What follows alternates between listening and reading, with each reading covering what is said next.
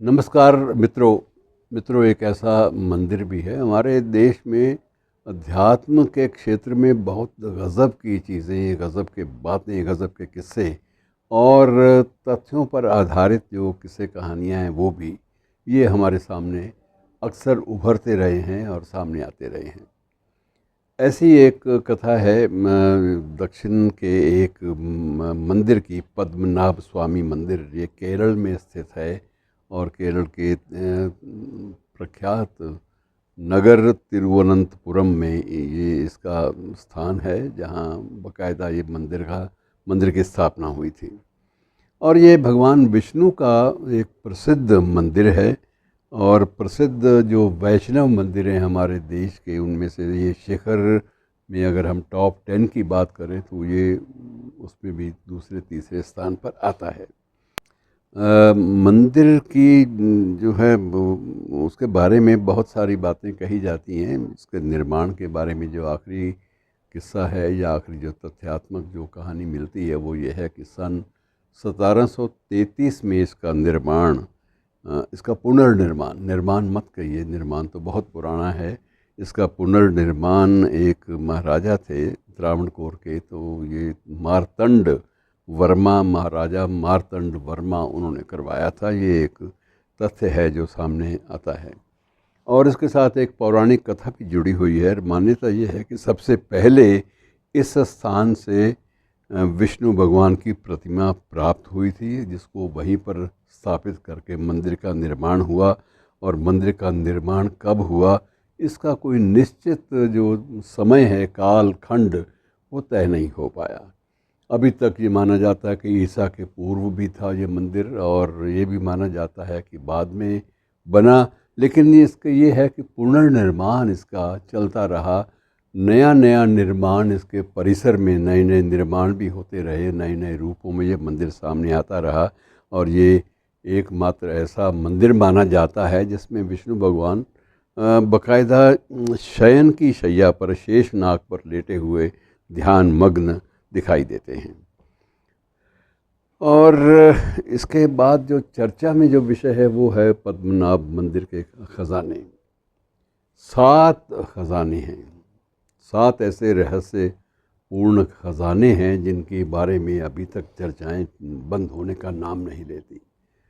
6 खजानों के बारे में विवरण काफ़ी एकत्र हो गए। अब 7वें की बारी जब आई है तो उस वक्त और भी ज़्यादा दिलचस्पियाँ और भी ज़्यादा रहस्य वो गहराते जा रहे हैं। और गहराने की बात यह है कि अब जो 7वां है द्वार, उसको खोलना भी आसान नहीं है।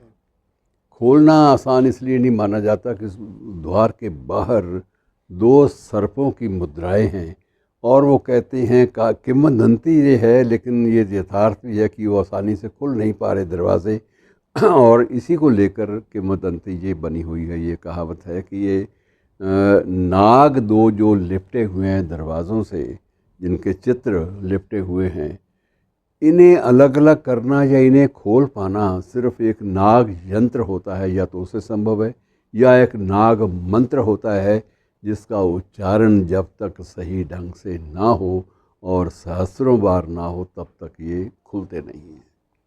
बहरहाल ये कब खुलेंगे कुछ नहीं कहा जा सकता। और ये भी है कि वहाँ का राजवंश अब भी इन सारी चीज़ों का, सारी वस्तुओं का, सारे मंदिर की देख रेख और मंदिर के जो स्वामित्व का जो एक प्रकार से जो कागजी कार्रवाई है वो भी वहाँ के राजवंश के साथ ही होती है। लेकिन सुप्रीम कोर्ट भी इसमें दखल दे चुका है, निचली अदालतें भी समय समय पर दखल दे चुकी हैं। और आखिर में इस बात पर ही आदेश दिए गए, पहले जो द्वार खुले ख़जानों के, आदेश ये दिए गए कि ये द्वार ना खोलें, बरसों तक ना खोलें।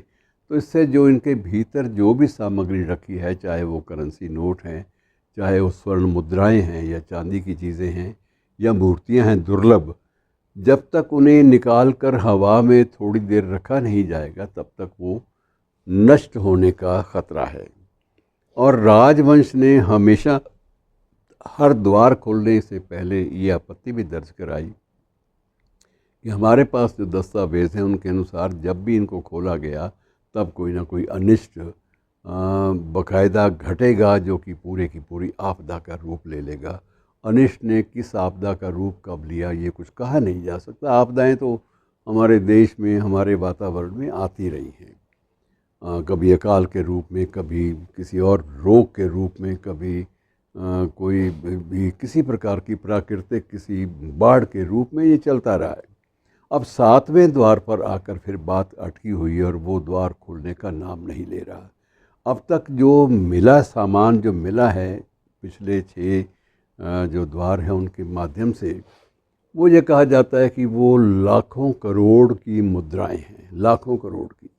उनका सही वज़न करना भी इसलिए संभव नहीं हो पाया कि उसमें न्यायपालिका का ये भी एक आदेश है कि न्यायपालिका स्वयं इस सारी प्रक्रिया के साथ जुड़ी रहेगी और ये स्वतंत्र रूप से किसी एक व्यक्ति या किसी एक संस्थान को इसका पूरा का पूरा ब्यौरा एकत्र करने की अनुमति नहीं है। तो ये सिलसिला भी अदालतों में चक्कर काट रहा है, लेकिन ये ज़रूर आरंभिक अनुमान लग चुके हैं कि ये लाखों करोड़ का मामला है और ये जो सामग्री है ये इतनी ज़्यादा है कि पूरा का पूरा एक नया प्रदेश जो है वो बस सकता है। और एक मंदिर की बात तो छोड़िए, वहाँ 700 या 800 इसी तर्ज के, इसी शैली के मंदिरों का निर्माण भी हो सकता है। अब आप अंदाज़े लगाते रहिए कि हमारे मंदिर कितने संपन्न हैं, हमारे प्रभु कितने संपन्न हैं, हमारे इष्ट कितने संपन्न रहे हैं।